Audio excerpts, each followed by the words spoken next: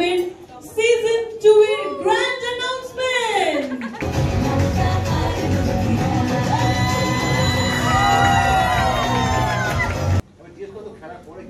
আচ্ছা, খেলার পরে সত্যি এটা আমারও জানার ইচ্ছে, খেলার পর কি হলো, কি বলছে লোকজন আশেপাশে? আচ্ছা, অনেক সম্মান, এত সুন্দর জায়গায় যে আসতে পেরেছি এটাই আমার খুব ভালো লেগেছে। আমার তো খুবই ভালো লাগছে, মানুষজনও খুব ভালো বলছে যে বা আমাদের মেয়ে জিতেছে, আমরা খুব খুশি।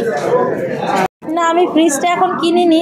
আমি বলি ওই টাকাটা যদি আমি ভাঙি টাকাটা মানে খরচা হয়ে যাবে, ওই জন্য আমি বলি এখন যেটা আমি করছি সেটা করি, তারপর আমি একটা লোন করে মানে দোকানে গিয়ে শোরুমে কিছু টাকা জোগাড় করে দিয়ে আমি একটা কিস্তিতে ফ্রিজ কিনে নেবো পরে।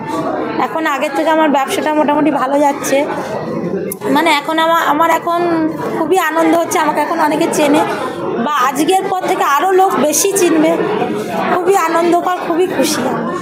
সবাই দেখছে আর বলছে তুমি খেলে এসছো, আর খেলাটা এমন ফুটে ফুটে সবাই দেখছে যে আমাকে আমার মানে খেলার সবকিছু এসে বলছে তুমি এরকম করে খেলেছো, তুমি ওরকম করে খেলেছো, মানে সবকিছু বলছে তুমি ভাতটা তোলোনি কেন, তুমি জিরো তুলেছো কেন, এরকম মানে সবকিছু ফুটে ফুটে বলছে। আচ্ছা, কে এসেছে তোমার সঙ্গে আজকে? আমার মেয়ে, আমার বর আসেনি, ওর বর আসে। ও আচ্ছা, সবাই এসে একটু সবাই প্লিজ সবাই একটু আসুন। আচ্ছা, তোমরা কি একরকম মানে ড্রেস পরে এসছো নাকি কি রকম, তোমাদের বানানো নাকি ড্রেস? ড্রেসগুলো সব আমার নিজের, জুয়েলারিগুলো আমার নিজের, তো আমরা সব ম্যাচিং করে পরে এসেছি আজকে। ফাটাফাটি ব্যাপার। ব্যবসা করতে সবাই ভালোবাসছে, আর শুধু পাড়ার লোক নয়, আরও আমি যেখানে দোকান করি, নানান জায়গায় মেলায় যাই, তারাও আমাকে কিছু কিছু মানুষ তাদেরও সাথে পরিচয় থাকে, তারা আমাকে যারা আমার থেকে মাল নেয়, অনেকে নেয়, আবার অনেকে এখন ওই টিভিতে সান বাংলায় দেখে আরও মালের অর্ডার পাচ্ছি আমি, আর ওই মাল দিতে পারছি। আমি খুব খুশি, আমি এত খুশি সেটা আমি বলে বোঝাতে পারবো না, কারণ আমি একটা সুন্দর প্ল্যাটফর্ম পেয়েছি, তারপরে সম্মান পেয়েছি, তারপরে আমি খেলতে এসে জিতেছি, জিতে অনেক টাকাও পেয়েছি, আমি খুব খুশি।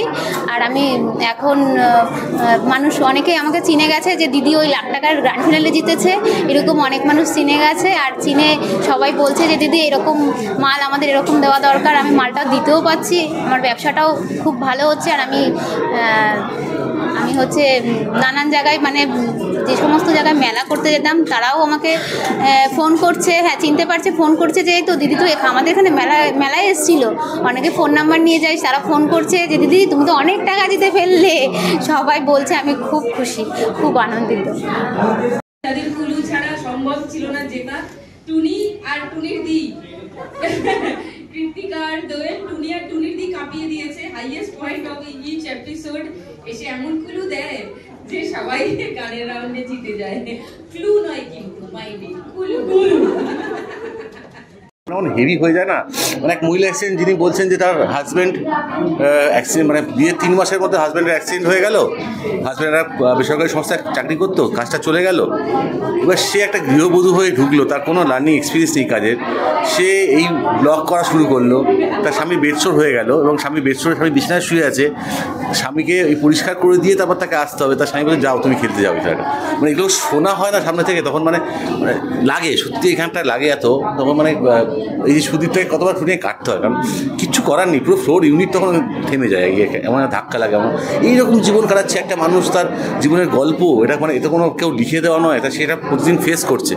তার জীবনে বাচ্চাকে মানে দুধ কেনার জন্য তার ওই মাছের যে দেখলাম আমরা দিদি, মানে এরকম পারিশ্রমিক যখন আসে তাদের কথাগুলো এত অনায়াস সাবলীলভাবে বলে, আর আমরা মনে করি আমরা অনেক ব্লেসড যে আমরা একটা জীবন পেয়েছি এরকম, কিন্তু সারা পশ্চিমে কত মা লক্ষ্মী, তাদের কী জীবন কী যাপন সেইটা তো সেটা ধরতে পেরেছি আমরা শোয়ের মাধ্যমে, সেই জন্য আমরা নিজেরা খুব গর্বিত। এবং তারা যেই কষ্টটা করছেন সেই কষ্ট যাতে একটু হলেও লাঘব হতে পারে সেইটা ভেবেই এই ফরম্যাটটা করা। এই 1 লক্ষ টাকা যদি তার জীবনকে একটু মাত্র স্মুথ করে, তার যে স্বপ্নটা সে দেখছে বা যে স্ট্রাগলটা সে করছে সেটা তাতে যদি সাফল্য পান, সেটার দিকে যদি আমরা তাকে একটু এগিয়ে যেতে পারি, সেটাই মানে সেটা পেরেছি বলেই আমার ধারণা। কারণ যেই কারণে এখন অডিশনে আমরা দেখতে পাচ্ছি এত মানুষ আসছেন, তো সেটা আমাদের প্রত্যেকের খুব ভালো লাগার জায়গা পুরো ইউনিটের। প্রচুর, মানে আমরা 120 এপিসোডের প্রথম সিজনটা করেছিলাম, দ্বিতীয় সিজনটা অলমোস্ট ডাবল হচ্ছে। তো এটাই তো একটা পাওনা, একটা চ্যানেল যারা নিজেরাই আনশিওর ছিলেন যে কি হবে, তারা এতটা কনফিডেন্স পেয়েছেন যে প্রায় দ্বিগুণ সংখ্যক পর্ব নিয়ে তারা সেকেন্ড সিজন শুরু করছেন এবং আবার আমাকেই ভেবেছেন মানে এই শোটা চালিয়ে নেওয়ার জন্য। এটা আমার জন্য অনেক গর্বের, অনেক ভালো লাগার, মানে কনফিডেন্স রিবিল্ডিং হয় যে ঠিক আছে, মনে হচ্ছে আমার কাজটা আমি ঠিকঠাক পারছি। কারণ টিভি শো করা তো খুব সোজা কাজ নয়, ভাবে অনেকে সোজা, আসলে সোজা নয়। তো সেটা যে আমি মোটামুটি ঠিকঠাক করতে পারছি তার জন্য খুবই ধন্যবাদ আমার পরিচালক, প্রযোজক, টেলিভিশন চ্যানেল কর্তৃপক্ষ সবাইকে। আর মা লক্ষ্মীদের আরও এক্সপেকটেশন বাড়ছে, দর্শকের আরও এক্সপেকটেশন বাড়ছে এবং এই শোটার একটা অর্গ্যানিক ইমোশনাল জার্নি আছে। এটা ওই লেখা, বাইরে থেকে পুট আপ করা, আগে থেকে ডিসাইড করা এখানে হাসানো হবে, এখানে কাঁদানো হবে, ওই ধরনের শো নয়। এটা জাস্ট চলে, জাস্ট অ্যাকশন বলে দেয় ডিরেক্টর, তারপর যেটা হতে থাকে সেটা হতে থাকে। তো এই পুরোটা খুব অর্গ্যানিক্যালি হয়েছে, আমাদের লক্ষ্মী ব্যাংকের কনসেপ্টটাও খুব অর্গ্যানিক্যালি তৈরি হয়েছে। And I am sure season 2তেও আবার অর্গ্যানিক্যালি কিছু একটা ঘটবে যেটা আমরা এখনও জানি না, আজকে থেকে শুরু হচ্ছে। কিছু তো একটা ঘটবেই, কারণ অনেস্টির দাম আছে জানো তো। আর এই শোটা খুব honest, very honest show. It's has a very heart to heart conversation, very heart to heart transmission হয়, আমাদের ইমোশনের ট্রান্সমিশন হয়।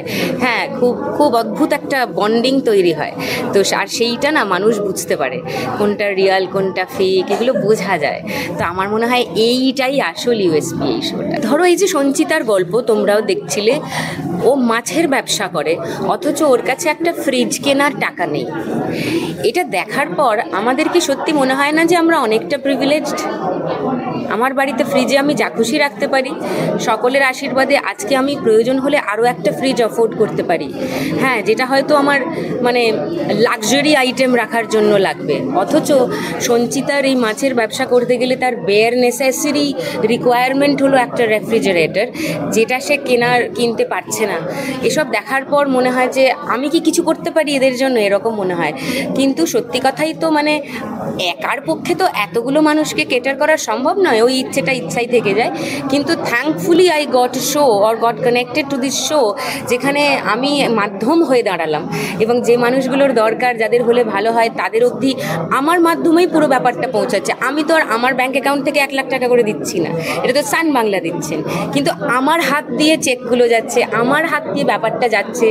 কিছু একটা ভালো কাজ কিছু নিশ্চয়ই করেছিলাম, আমার বাবা মার আশীর্বাদ আছে, সেই জন্য এটা আমার হাত দিয়ে হলো। আমার যখন প্রথম সিদ্ধান্ত নিই, আমার কিছু কলিগরা, পরিচিত পেশাদার জগতের বন্ধুরা একটু নাকশিট গিয়েছিল চ্যানেলের নাম শুনে, যে এটা তো হ্যাপেনিং চ্যানেল নয়, নাম্বার 1 নাম্বার 2 চ্যানেল নয়, তুমি এতদিন পরে ফিরছো এই চ্যানেলে কেন? আমার ভালো লাগে, যার অনেক আছে তার পাশে দাঁড়িয়ে লাভ নেই, যার একটু কম আছে তার পাশে দাঁড়িয়ে if I can make a difference, I think that makes the story itself. Season 1 যখন শুরু হয়, যখন শুটিংটা শুরু হয়, 1-2টো পর্ব যাবার পরে আমার না খুব খারাপ লাগতে শুরু করে যে 3 জনের গল্প তো শুনলাম, জিতলো তো একজন, তাকে নিয়ে তার হাতে চেক উঠছে, কনফিটি ফাটছে। আমি না চুপ করে বাকি 2জনকে দেখতাম যে আচ্ছা ওদের তাহলে কি হবে, ওরা তো চলে গেল, ওদের গল্পগুলো তো মিথ্যা হয়ে গেল না, গল্পগুলো তো রয়ে গেল, কিন্তু টাকাটা তো পেলো না, তাহলে ওদের কি হবে? তো এইটা আলোচনা করতে করতে this concept just came up of Lakshmi bank. তো এইরকমই একটা কিছু হবে সেকেন্ড সিজনও, নিশ্চয়ই নতুন কিছু একটা হয়ে যাবে। খুবই ভালো মানুষ আর খুবই ব্যবহার ভালো।